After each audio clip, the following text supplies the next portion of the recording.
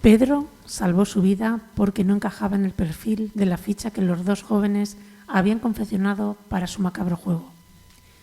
Lo vieron en la parada del bus de Manoteras, en Madrid. Se pararon a hablar con él, pero luego siguieron su camino. La ficha, a la que llamaban Benito, pertenecía a un juego de rol que ellos mismos habían inventado y al que nombraron Razas.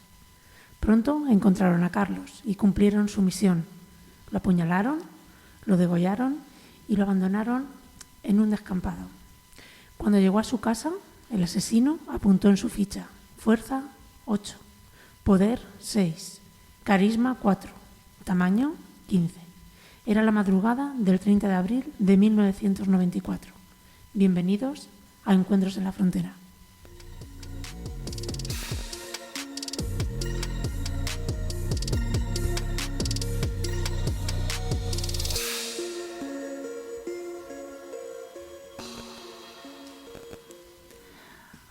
Hola, buenas queridos oyentes, bienvenidos, como bien decía mi compañera, a Encuentros en la Frontera, un podcast que parte de la idea de que para descubrir lo que hay más allá de lo evidente es necesario ser un habitante de frontera. Os habla Victoria Maroto y me acompañan en esta apasionante y primera aventura Consoli del Coso y Andrés Guerra. Hola. Hola. Hola, compañeros. Bueno, como este es nuestro primer programa, bienvenidos, bienvenidas a todos. Creo que se hace necesario explicar a nuestros oyentes pues qué hacemos aquí, este podcast de qué va, qué es lo que van a escuchar a partir de ahora, un poco que se vayan aclimatando a la aventura de vivir en la frontera con nosotros. Bueno, pues vamos a hablar hoy sobre todo de los juegos de mesa y bueno, por qué tienen su misterio y su rol oculto. Entonces, cada uno tendremos una parte de la que hablaremos. Yo, por ejemplo, hablaré de los juegos de rol. ¿Y Victoria? ¿De qué vas a hablar tú? Bueno, pues aparte de los juegos de mesa, porque básicamente este encuentro en la frontera, básicamente lo que pretendemos es hablar de la cultura del misterio, de lo que permanece oculto, ese tipo de temáticas que se escapan de lo convencional. Por eso en este primer programa, como bien decía Consoli, el cual pues va a tener 3 secciones, vamos a ir desvelando un poco qué tenemos en todos los programas. Tenemos 3 secciones. En esta primera de la cara oculta de los juegos de mesa, una segunda sección mucho más rápida y divertida en la cual vamos a hablar de noticias que, aunque parezcan increíbles, son muy ciertas, y en la última parte vamos a desvelar la intrahistoria de personajes curiosos, o sea, la historia no oficial, por supuesto. Entonces, a continuación, vamos a empezar con esa primera sección.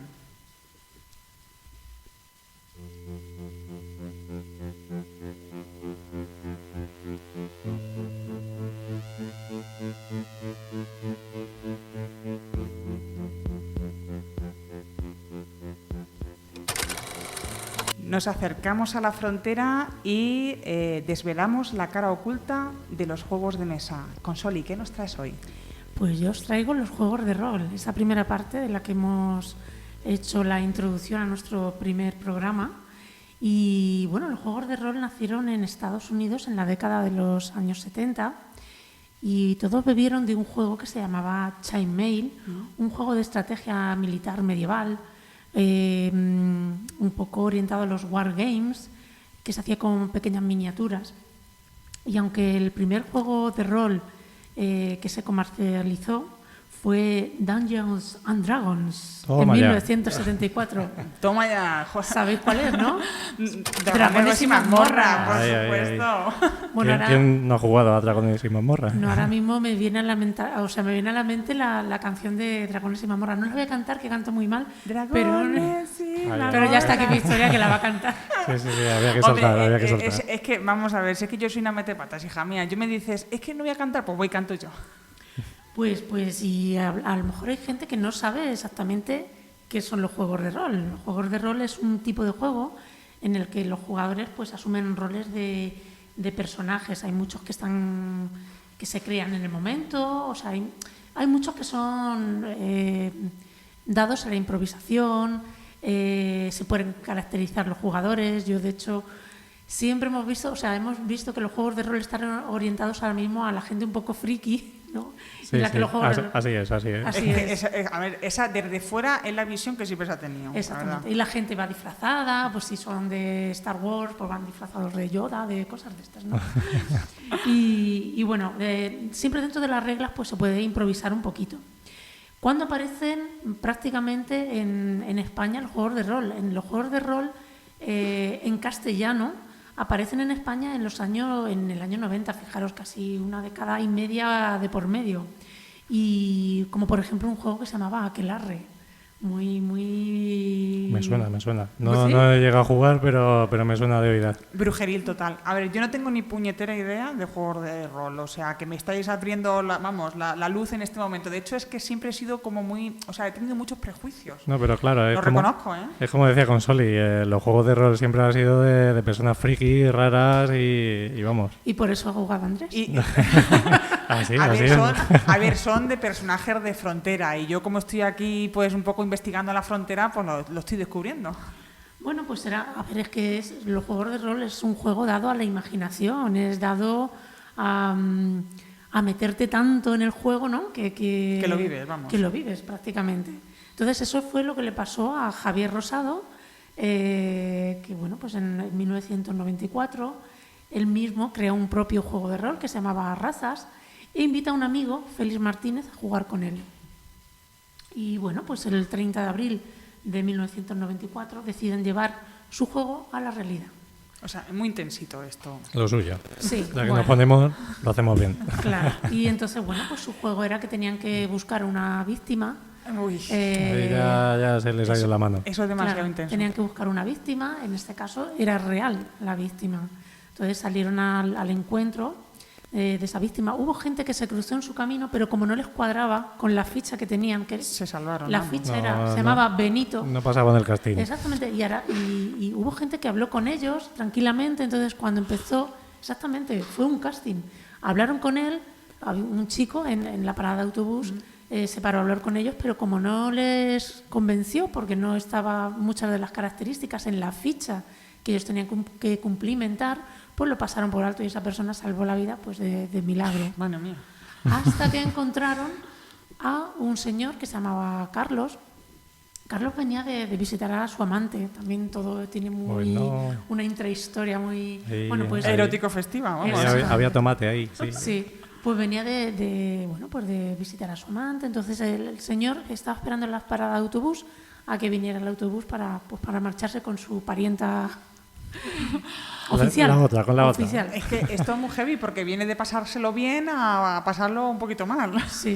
Bueno, pues entonces, ¿qué ocurrió? Pues que estos dos bichos, estos dos personajes, se encontraron. Bueno, la verdad es que iban buscando en realidad una víctima femenina, pero como no la encontraron, o la que encontraron iba acompañada de alguien, pues ya dijeron, bueno, de perdidos al río. Lo que salga.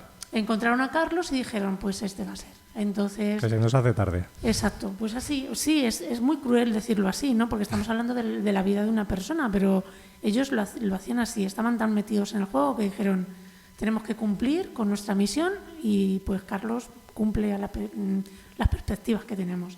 Entonces, bueno, pues lo asesinaron. Sobre todo fue Javier un poco el cabecilla del juego de rol y bueno, pues cuando llegó a su casa pues apuntó su ficha como si fuese un juego más, ¿no? Y lo que pasa que, bueno, este señor pues era como un poco chulito y entonces pues se jactó de sus compañeros de que él había sido el asesino de bocazas. Sí. Entonces, se le fue el boquino ahí un poco, sí. Claro, y todos sus compañeros en principio se callaron, pero uno le corroía demasiado, le pesaba el saber eso y no poder contarlo, que decidió contárselo a un cura, ¿vale? En secreto de confesión. Entonces este cura le aconsejó a este chico, cuéntaselo a tu padre, esto no puede quedar así. Y entonces el chico se lo contó a su padre y su padre decidió ir con su hijo a la policía y a partir de ahí pues se desenmascaró toda esta torrida historia de del juego de rol. De hecho, en España los juegos de rol tuvieron muy mala fama por este asesinato. Entonces, No me extraña, vamos. Sí, yo ya lo comenté en su momento que vamos, a mí mi madre me echaba la bronca cuando quedaba así con los amigos y tal para jugar. Era lo típico, muchacho, a ver qué vas a hacer, a ver qué... claro. Que no iba yo con intención de cargarme a nadie, ni mucho menos, pero era lo que parecía Sí. que se vendía. Es verdad, es que tenía muy mala prensa. Yo, de hecho, es que tengo que reconocer que, bueno, ahora ya no, pero sí que en su momento, cuando era más joven, sí que tenía muy mala opinión sobre este tipo de encuentros. Y a que no sabías el porqué. O sea, No. seguramente es como una historia que se va hilando poco a que poco. se queda ahí latente en la y no sociedad sabes por qué. y de manera interna pues tienes ese prejuicio y no sabes por qué. Pues la verdad es que no Exactamente. conocía este dato. Bueno, pues de hecho, claro, fue un caso muy mediático y todo el periodismo de la época lo que hacía era que cualquier acto macabro que había lo orientaba hacia los juegos de rol. Que había una profanación de una tumba, esto ha sido por un juego de rol. Que había un crimen inexplicable, pues esto ha sido los juegos de rol. Entonces, claro, por eso Que había un apagón. Ha sido También un los juego de juegos de rol, rol. sí. que- Oye, pues a saber. El robo del cobre de los trenes, También, el juego de el rol, juego- ya está todo. Oye, pues ese es un buen motivo para un juego de, venga, dejar estos sin trenes. Pues sí, Oye, sí, sí. no es verdad que hubo un movimiento tan importante con respecto a esto que anda que no han salido series y películas relacionadas con asesinos en serie de juegos de ¿Y rol. no habéis oído lo del grupo Sangre? No. No, eso... Oh. ¿Qué es eso? ¿Qué Cuéntamelo. dices? Ilústranos. Eso igual, más o menos a las mismas alturas de los juegos de rol, de cuando toda la polémica está, yo también escuchaba lo típico de no, si vas por la noche con el coche y ves un coche que va sin luces, no le des las largas, porque se supone que si tú le dabas las luces como avisando, ese coche iba por ti para hacerte lo que fuese.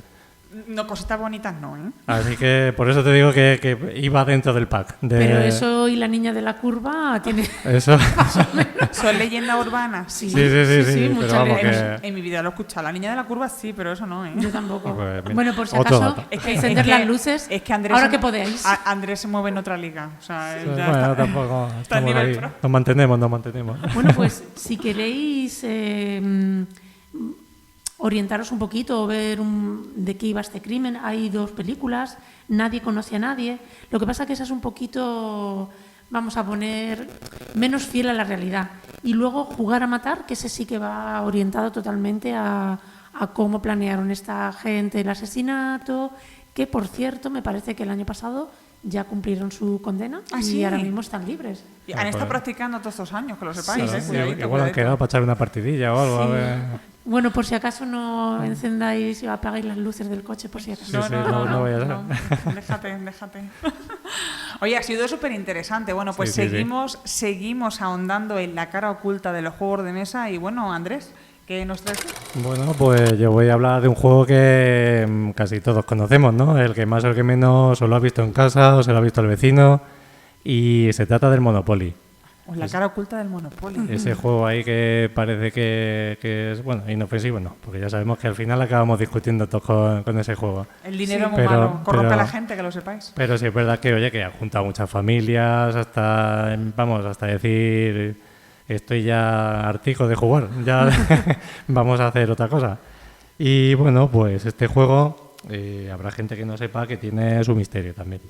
Así que os voy a pasar aquí unos detalles, un poquito para que sepáis cómo se trata. Y bueno, sobre todo deciros que se pensó el juego para concienciar a la gente sobre los peligros del capitalismo. Bueno, Bueno, sí. no ha surtido Vale. efecto, ¿eh? Que lo sepáis. La gente se pelea por Y esto. lo suyo sería que, bueno, esta gente se dedicaba más o se decidía más por las bondades de un sistema de reparto Oh, qué de la riqueza. Era algo... Qué vamos, romántico, Sí, qué- sí, eso quedaba ahí. Mm. Bueno, el juego, por deciros, se adjudica la autoría de este juego a Charles Darrow, un ingeniero estadounidense que perdió la mayoría de lo que tenía, vamos, aparte de su empleo, en la depresión de 1929. Pero, en realidad, el invento se remonta bastantes décadas antes y hay que atribuírselo a una mujer que se llama Elizabeth Maggie Phillips. Ay, ¿cuántas veces ha pasado esto? Que las mujeres Desaparecen de la historia. Sí, sí, pues esta mujer era, vamos, era un crack, porque era inventora, poeta y activista por los derechos de las mujeres. O sea, que vamos, que no era... Que no era cualquiera. No era una mujer que estaba por ahí aburrida. Y era una idealista, porque mira que crear el Monopoly para... Sí, pues Sí. agarraos porque en 1902 es cuando crea el juego que se llama The Landlord Game. ¿Habéis visto qué pronunciación más nativa de... Sí, yo he dicho, este nació en British Total, Cambridge. Sí, O sea, tú estaba Cambridge, de un pueblo cercano, de por ahí. sí, un pueblo cercano de Cambridge, Sí. claro. Y bueno, la traducción es el juego del terrateniente. Maggie era seguidora de las ideas económicas de Henry George. Ay, Y diréis, ¿y este qué ha hecho? Exacto. Pues es el principal exponente de la teoría del geoísmo, ay. que suena ahí un palabra un poquito peculiar. Pues esta teoría lo que más o menos dice es que la riqueza que se obtiene en la naturaleza hay que distribuirla de forma equitativa. O sea, que hay que repartir lo que hay por ahí y que la gente esté contenta y, Claro. y vamos, que no discutamos. Felicidad, total. Sí, todo, vamos, súper... En mi cabeza está la canción de Felicidad. Sí. Na, na, na, na. Bueno, Maggie lanzó el juego en 1904 y quería concienciar a la gente sobre estas ideas, sobre todo. Su juego tenía un tablero con casillas correspondiente a propiedades, sistemas de alquileres, impuestos y una prisión, que no suena a todos, que todos seguramente que hemos caído en esa prisión y nos da mucho coraje cuando nos vemos ahí metidos. Luego también, en su origen, disponía de 2 conjuntos de reglas y los jugadores, siempre que se pusieran de acuerdo, podían cambiar de uno a otro en cualquier momento. ¿Vale? Eso es una cosa ahí que ya veréis. Los 2 reglamentos. El primer reglamento era antimonopólico. Es decir, cuando un jugador adquiría una propiedad, todos los demás jugadores ganaban algo. Ay, por Y el- lo que sea, creo que ese no ha triunfado, ¿verdad? No, ese no te encariñes de él porque no, Pronto no, va a es, morir, pronto. no ha sido el que ha pasado al siguiente nivel.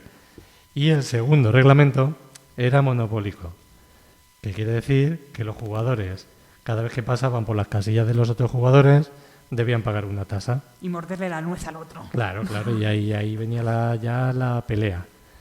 Bueno, pues al final el que triunfó, porque vamos, somos así los seres humanos, es el monopólico. Ay, Claro, eso que era mejor hacer daño y destrozar al que tienes enfrente ahí. destrozarlo. Y tú pa' mí, tú pa' mí. Y dejarlo en la ruina. Y te vas a quedar en la ruina. Sí. Bueno, pues eso, el objetivo de Maggie era mostrar las diferencias entre ambos modelos económicos Ay, qué lástima. y las ventajas del sistema propugnado por George. Maggie patentó este invento en 1905. Muchos años después, en 1936, la empresa impresora de juegos Parker Brothers, que a todos nos suenan, ofreció comprarle la patente por $500. A lo que ella cedió. Dijo, esto que me voy a llevar yo para mí. ¿Qué pasa? Que ahora viene un listillo que se llama Charles Darrow. Claro. Ahora viene Paco con las rebajas. Sí. Este personaje, que era un ingeniero, en 1935, pero unos meses antes, ya sabía de lo que Maggie había hecho con la patente en 1924. Así que patentó a sí mismo una versión muy modificada, que incluía la palabra Monopoly en el centro. Eso, vamos, la estética sobre todo. Sí. Así que, ¿qué pasó? Pues que este Monopoly alcanzó una popularidad enorme y vendió millones de copias. Parker Brothers, que era muy pabiladillos también, le compraron la patente.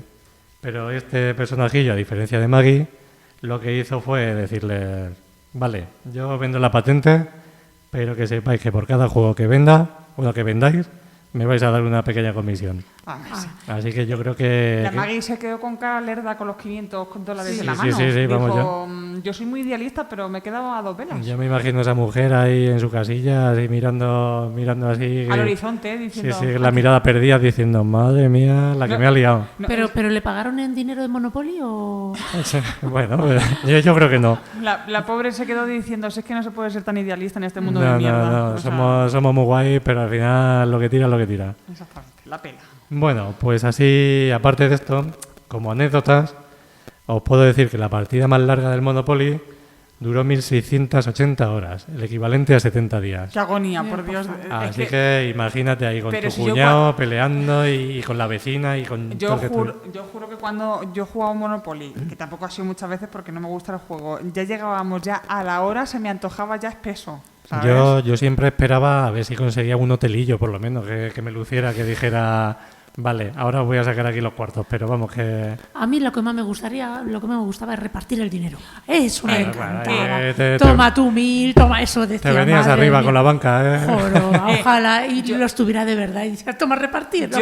Yo la única razón, porque claro, yo cuando jugábamos en familia al Monopoly, decía, venga, vamos a jugar al Monopoly, y digo, no, que es muy aburrido. Y dice, venga, Victoria, te dejamos la banca. Digo, venga, vamos, la banca. Te la banca, dejamos los billetes. Es que así me convencían, si no, no había manera. Hombre, es que la verdad es que ya llegaba un momento que se hacía bola. Sí, Ya cuando te quedabas ya más seco que todas las cosas, ya no... No. Y aparte que yo me encantaba dar ahí la pela y tal. Digo, venga, y esto para mí, y esto para ti. Si es que el reparte se queda con la mejor parte. De vez en Además que cuando sí, algún billetico me quedaba, ¿eh? Además que sí. Entre vosotros y yo, ¿eh? Bueno, pues otra anécdota es que el Servicio Secreto Británico utilizó el Monopoly durante la Segunda Guerra Mundial para esconder mapas, compases, dinero real, limas y porque no podían meter ahí a nadie más. Todo esto para ayudar a escapar a prisioneros de guerra retenidos en los campos nazis. Así que... ¡Qué fuerte!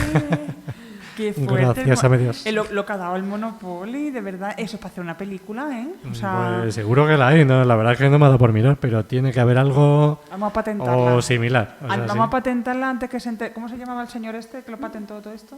Espérate, porque lo patentaron los dos. Estaba Charles Darrow y Maggie. Evidentemente, ya eso ya lo han espichado. Los descendientes que ya todavía están chupando del bote, antes de que se entere esta gente, vamos a patentar nosotros lo de películas y cosas con el Monopoly. Sí, del señor de Monopoly, ¿no? Claro. El que sale en el Sí. Monopoly. Hombre, claro, Sí, hombre.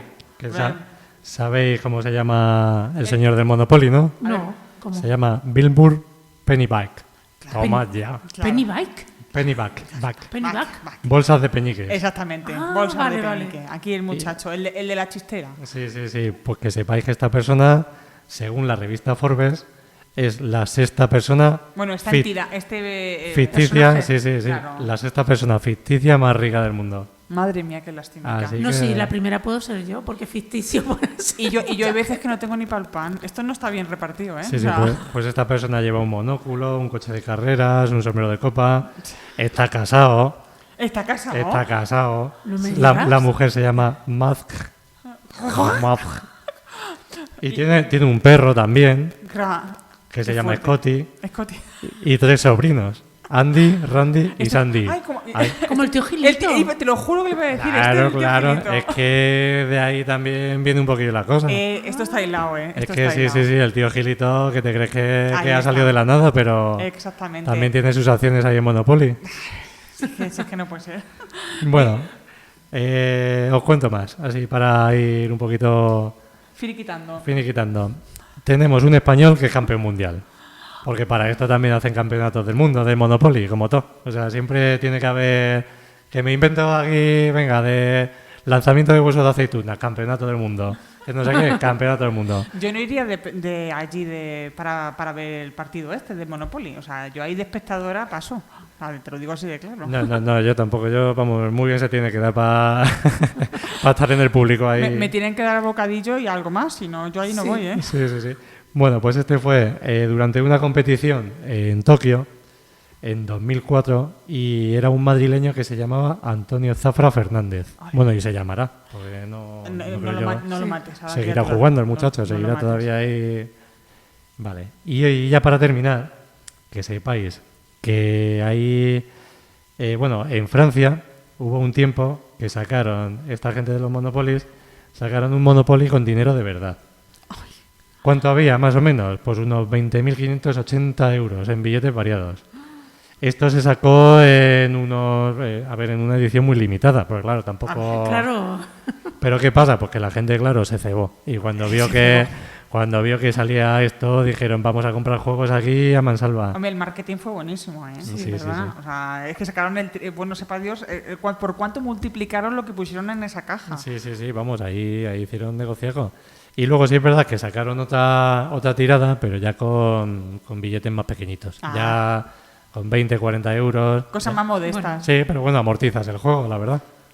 Así que, pues bueno. Oye, no son- está mal, ¿eh? O sea, para que veamos la enjundia y lo que hay detrás de los juegos de mesa, que parece que no. Es que vamos por la vida haciendo scroll y no nos damos cuenta de lo que hay detrás de las cosas. Bueno, ¿y qué es lo que traigo yo? Pues el juego de la oca. Toma. Y la gente dirá, bueno, esto es más simple que el mecanismo un chupete. Pues no, que esto también tiene chicha, ¿vale? Antes de comenzar os pregunto, ¿qué creéis vosotros que tiene que ver el juego de la oca con el Camino de Santiago?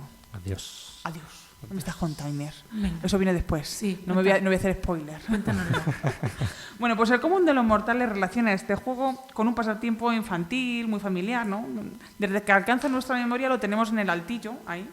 Y Yo jugaba cuando se te terminaba el parchís, decías... Y le daba la "Y vuelta". ahora la oca. Yo sigo exactamente. jugando, de hecho. Yo ahora con los críos, vamos, le flipa. Yo cuando mis hijos eran pequeños, eso de hilar el parchís con el juego de la oca, Sí. eso era cosa común, ¿sabes? De hecho, es que tengo que reconocer que me gusta más el parchís que el juego de la oca. Pero cuando descubrí esto dije, que el juego de la oca tiene su aquel, ¿no?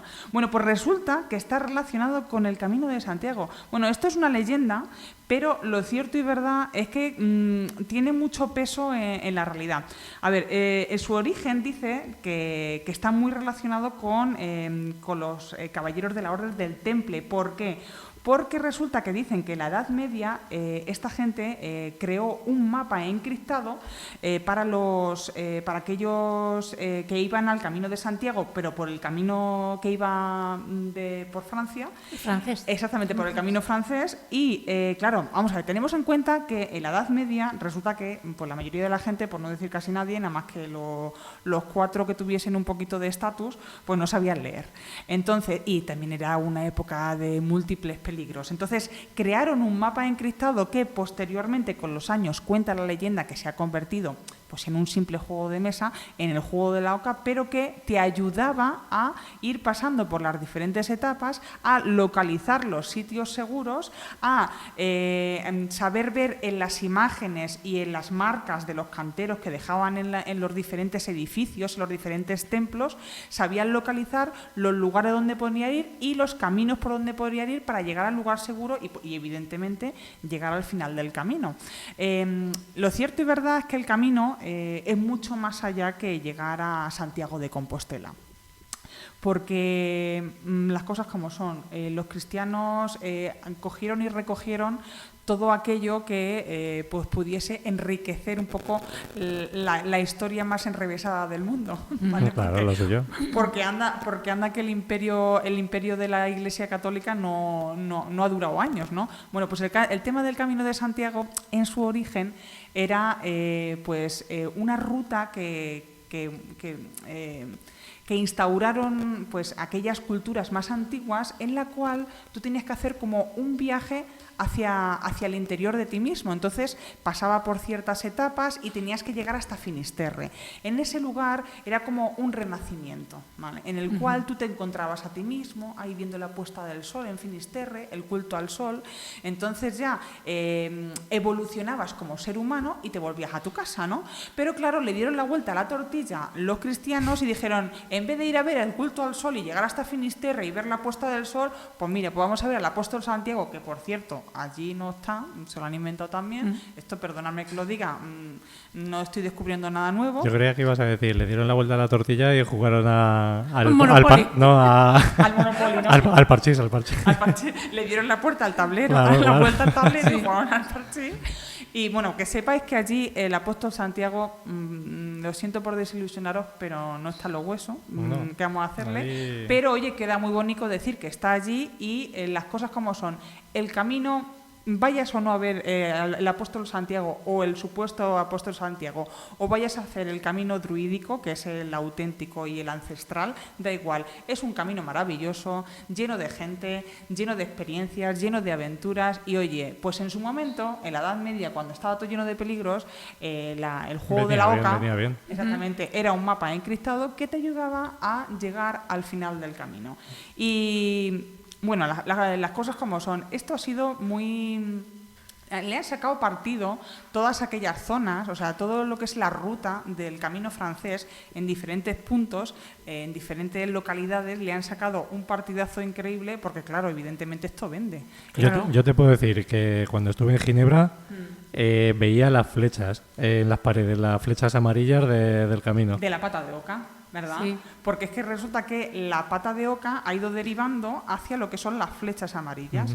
Y en muchos edificios y en muchos monumentos está la marca de cantero en la piedra puesta justamente con elementos gráficos que aparecían en lo que es en el tablero del juego, del supuesto mapa encriptado que luego fue el juego de la oca. Bueno, ¿qué os parece esta historión? Es que esto es para película. Muy bien, esto es para serie de Netflix. Yo lo que estoy pensando que en el tablero yo lo que echo de menos un poco sería una casilla con un chuletón de rubia gallega o otro con una botella de albariño. Claro, algo para hacer una parada. Daros cuenta de una cosa, de que lo que es el tablero no solamente era un mapa para llegar a un sitio, sino que también era algo que te hacía evolucionar como individuo y te hacía reflexionar, porque el hecho de la parada en la posada era como un acto de reflexión, el hecho de que cayeras, por ejemplo, en el pozo era ten cuidado con las cosas que haces en la vida porque puede traerte por malas experiencias. O sea, también era aleccionador y también era moralizante en muchos aspectos el propio tablero. Si os dais cuenta, las paradas que se hacen justamente es, claro, el segundo sentido, por así decirlo, era totalmente moralizante, enriquecedor y que volvías nuevo a tu casa directamente. Pero una duda, ¿hay que caer con el número justo o no? Porque es que Mira, eso es algo súper curioso. Os voy a decir una cosa, eso de rebotar y rebotar hasta que no haya un mañana, eso no vale. O sea, no vale. 1680 horas como en el Monopoly estoy yo. Exactamente. Vamos a ver, si llegas a la penúltima o a las 2 o 3 casillas antes del final, ¿vale? Y si no has caído en la muerte y has tenido que volver a empezar, porque eso también es moralizante, lo del tema de la muerte, y lleva ahí una enjundia que ahora no nos vamos a meter en eso. Eso para otro programa. Pero si te quedan 3 casillas, como no te salga un 3, te quedas ahí. ¿Qué es eso de que te salga 5 y empieces a rebotar y a rebotar hasta que no haya un mañana? Desquiciante. ¿A que sí? Eso que te enseña el Camino de Santiago. Sí. Desquiciante total. Bueno, espero que os haya encantado esta primera sección, pero que esto sigue.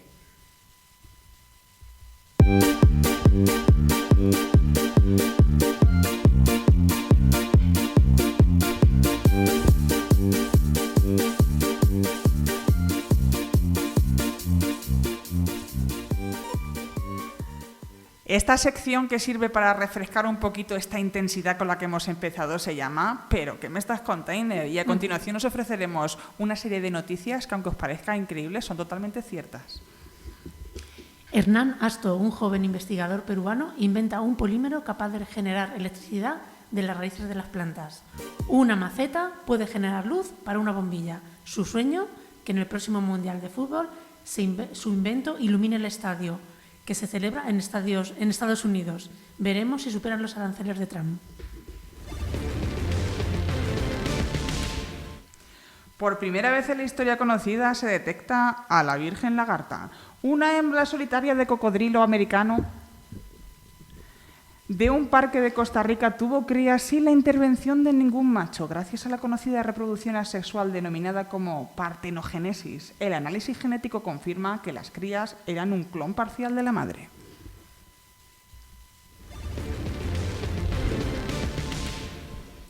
Se queda dormido en un bar de León mientras tiene una borrachera. Este personaje, un vecino de León, le pasó algo en unas fiestas típicas de allí, que se lió un poquito y se quedó un poquito borrachete tras tener que pedir un rescate para que fueran a por él.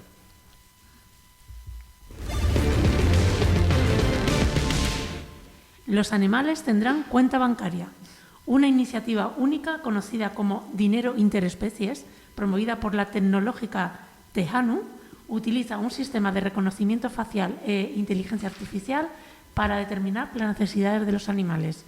Se contrata a los humanos que estén cerca para que realicen estas tareas. Mi gato Wilson ya ha pedido unirse al programa. Me veo pobre en un par de semanas. Las microsiestas de Einstein le ayudaban a resolver problemas matemáticos. Gracias a pequeños descansos o cabezaditas que Einstein se echaba cuando le podía el cansancio, fuese donde fuese, despacho, parque, lugares públicos, de hecho es que hay fotos que lo atestiguan, el genio lograba encontrar respuesta a problemas matemáticos surgidos en la vigilia. Nuestro espíritu romántico podría atribuir este prodigio a las musas del sueño, aunque la ciencia apunte a que durante estos breves periodos de descanso los pulsos de sus conexiones neuronales se vigorizaban muy productivamente. Conclusión, la ciencia respalda la importancia de la siesta. ¡Viva España! ¡Viva! Shaquille O'Neal y los gorilas. Shaquille O'Neal, el jugador de baloncesto, dice que los gorilas se asustan cuando se acerca a las jaulas. El director del Zoo de Miami confirma que se sienten intimidados por este personaje.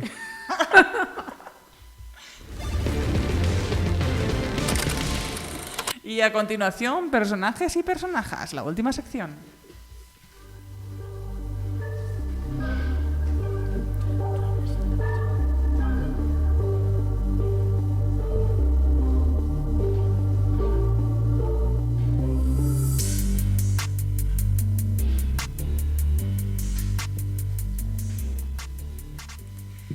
Y en esta última sección súper interesante en la que vamos a ver la trastienda de personajes y personajes de la leche, empezamos con el Bosco, con Soli. ¿Qué nos puedes contar de él? Pues nada, o sea...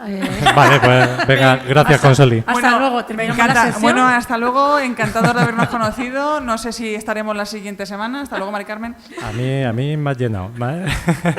El Bosco me ha llenado. Los conocimientos...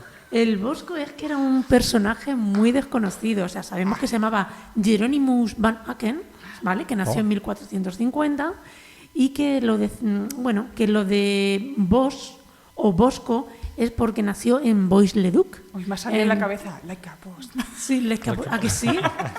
Entonces, bueno, pues que lo españolizamos un poquito y de Bois-le-Duc, Bos, pues Bosco. El Bosco, nena, el Bosco. El Bosco. Entonces, bueno, pues el Bosco procedía de una familia de pintores. O sea, su padre era pintor, el abuelo era pintor, los hermanos mayores también eran pintores. Y bueno, también tuvo la suerte de casarse con una mujer pues que tenía bastante dinero. Entonces, su posición era súper cómoda, por lo que se cree que por eso pudo pintar lo que le salió. De los bowlings, Sí, vamos. no Porque tenía- normalmente antes la gente que se dedicaba a pintar cuadros pintaba porque se lo encargaban. Entonces, bueno, ahí pues sacaba su dinerillo. Pero este señor que no, pues pintó lo que le vino en gana, ¿no? El otro día me enteré de que tardó así como 10 años en pintar el Jardín de las Delicias, nena. Claro, Sí, que no lo hizo de una Pero tarde. si no tenía prisa. Exactamente, ni poco le importaba. Entonces, bueno, pues estos cuadros tan hilarantes, que yo creo que todos los conocemos y tan diferentes, bueno, pues rompió un poco porque no era lo que estaba de moda. Eso era raro. Era la leche, las cosas ¿Vale? como son. Sabemos poquito de él porque no sabemos si viajó o no, porque no hay documentación acerca de ello. Pero sí creemos que bebió de la pintura de otros artistas. ¿Por qué no sabemos si suponemos que viajó? Porque en sus cuadros pintó jirafas o, por ejemplo, pintó un árbol que era un drago canario. Entonces se supone que a lo mejor el Bosco estuvo en Canarias, no se sabe, ¿no? O quizás... O que alguien se lo contó. O que alguien se lo contó, o que vio un cuadro en el que estaba pintado un drago canario y lo copió, ¿vale? Incluso las causas de su muerte están un poquito ahí difusas. Se cree que fue por cólera. Solo sabemos que su pintura no lo deja indiferente, ¿no? Y bueno, Fray José de Sigüenza, que fue el historiador de la época de la fundación del Escorial, que bueno, ahora sabremos por qué, tiene una relación muy íntima con el Escorial, el Bosco, pues dijo estas palabras sobre el Bosco, o mejor sobre su pintura. Dijo: la diferencia está en que los demás procuraron pintar al hombre cual parece de por fuera, Este, refiriéndose al Bosco, se atrevió a pintar cuál es por dentro. Es que Sigüenza intentó justificar mucho la obra del Bosco porque, claro, Felipe II estaba apasionadísimo con esa obra y no era muy justificable ante la opinión pública y ante la Inquisición. Y es que este hombre tuvo que hacer de pantalla. Entonces al Bosco lo tuvo que poner divino, Claro. ¿sabes? Porque que si no, no había manera de tragarse aquello. De hecho, Felipe II en el lecho de muerte pidió que lo metieran, vamos, en una habitación con todos los cuadros que tenía del Bosco. ¿Eso dice la leyenda? Eso dicen. Bueno, ¿y qué nos traes tú sobre el Bosco, Andrés? Pues mira, yo voy a hablar de un cuadro que, porque todo el mundo conoce el que conoce, la mayoría. Jardín de las Delicias. El Jardín de las Delicias es el que, vamos, el que está en el top. Pero tiene otro cuadro también, que es el Carro de heno. Eso es una pasada. Es un tríptico que, vamos, está impresionante también y también es comparable con el del Jardín de las Delicias. Pues este cuadro tiene varias curiosidades. Entre ellas, pues se puede decir que está realizado al óleo sobre tabla y forma parte de la colección del Museo del Prado. O sea que encima lo tenemos aquí cerquita. Sí. Parece que estas cosas siempre las tienen en París o los americanos por ahí escondidas. Bélgica, O los cosas así. ingleses. Yo he ido a verlo porque fui hace un tiempo y vi tanto el Jardín de las Delicias, que realmente no se llamaba así originalmente, se lo pusieron después, y el Carro de heno, y puedo decir que de verdad es que ese hombre ha adelantado a su tiempo. Es una pasada la simbología y lo alucinante que son los cuadros. Sí, sí, y mira que se conoce poco de su vida personal. De hecho, vamos, no tiene muchos documentos así que acrediten que pasó durante su vida. Sí, ya lo he dicho yo. Sí, sí, no, De verdad, ¿qué sabes del Bosco? Y dice, pues nada, Sí, pues sí, ya sí, está, sí. se acabó la cosa. Vamos, que tenía menos calle que Venecia, pero... bueno, pues por deciros también, la obra es moralizante y satírica. El Bosco eligió el formato de tríptico, que este formato era sobre todo propio de las obras religiosas, por lo que estamos diciendo, que esta persona hacía lo que le daba la gana. O sea, que me apetece hacer aquí, venga, pues ya está. Que me diga lo que sea, que a mí me da igual.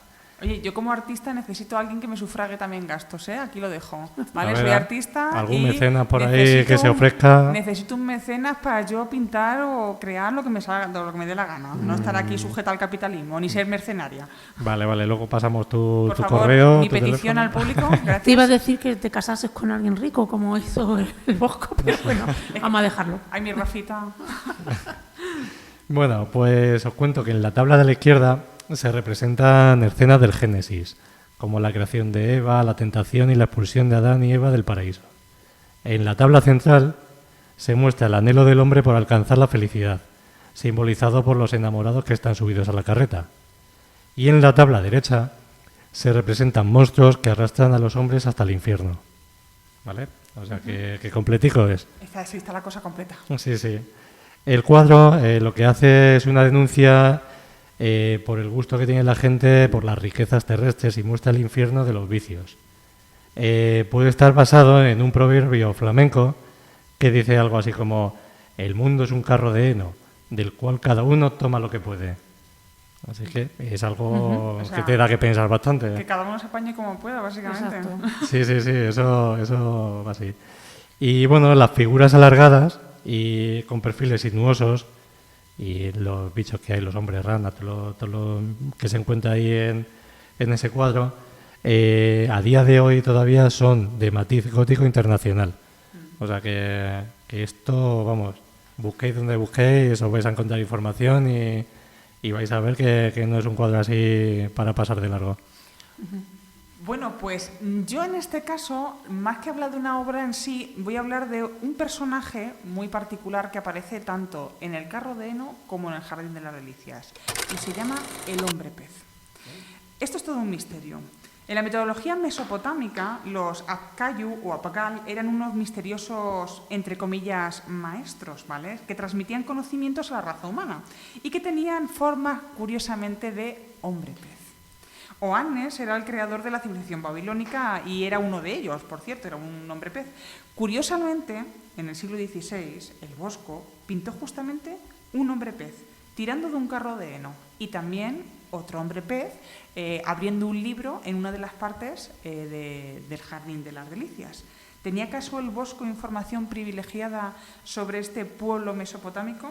Si fuera así, hubiera sido bastante sorprendente, sobre todo teniendo en cuenta que no fue hasta el siglo XIX cuando una excavación en Nínive sacó a la luz los dioses anfibio de los sumerios, los cuales enseñaron a la humanidad a leer, a escribir, a estudiar el firmamento. Entonces, es una gran calambora del destino que el Bosco pintase un hombre pez en ambos y que fuesen personajes que o tiraban del mundo, o tiraban del carro del mundo, o que tenían un libro, sobre todo en la parte de... porque estaban en la tabla de lo que es el paraíso.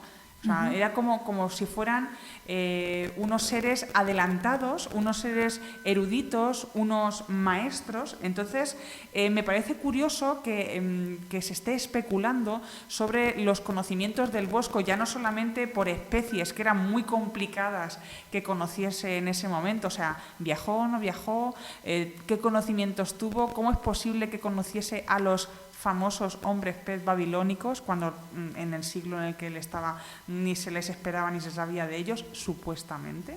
Si queréis saber más acerca de este mito de los maestros instructores, hay un nuevo libro de Javier Sierra que se llama El Plan Maestro, por cierto, que me lo estoy leyendo yo, que plantea este tema real extraído de mitos y leyendas de distintos pueblos de la antigüedad y lo cuenta a través de una ficción muy interesante, pero que en la intrahistoria está súper bien documentado. La verdad es que, ¿qué os ha parecido este primer programa, compañeros? Pues muy bien, muy bien. Yo iba a comentar alguna cosilla del Bosco también, que me va viniendo así un poco a la cabeza, y por deciros que en el Jardín de las Delicias, pues si no lo sabéis, hay como una melodía sí, ¿verdad? que hace muy poquito, con el tema de la IA y todo esto que está poniéndose de moda. Que estaba en el culo de alguien, ¿no? ¿Cómo? ¿Estaba en el culo de alguien esa melodía? Sí. Creo que sí. Pues ya le han puesto tono, ya le han puesto la melodía, la han sacado a la luz y la verdad es que es un poco curiosa. La movida de esto es que, claro, antiguamente no podían representar melodías que no fueran relacionadas con la iglesia. Claro, que no fueran sacras, claro. Claro. Y pues ahí está un poquito, si la escucháis, la verdad es que no tiene mucho que ver con la iglesia. De hecho, es un poco tétrica. Claro.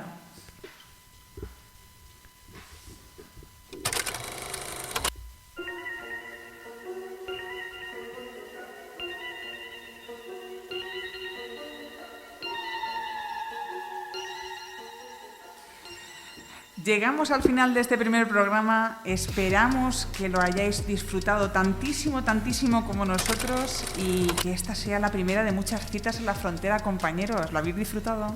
Muchísimo. Sí, muchísimo. Deseando estar en la próxima. Lo cierto y verdad es que esta ha sido nuestra primera andadura, nuestro primer programa. Queremos seguir evolucionando, queremos seguir aprendiendo. Sí, lo haremos. Evolucionaremos tal cual Pokémon. Y seguiremos creciendo en vuestra compañía y os dejamos siempre con una cita. En este caso, de Virginia Woolf. La vida es sueño. El despertar es lo que nos mata. Hasta dentro de 15 días. Nos encontramos como siempre en la frontera.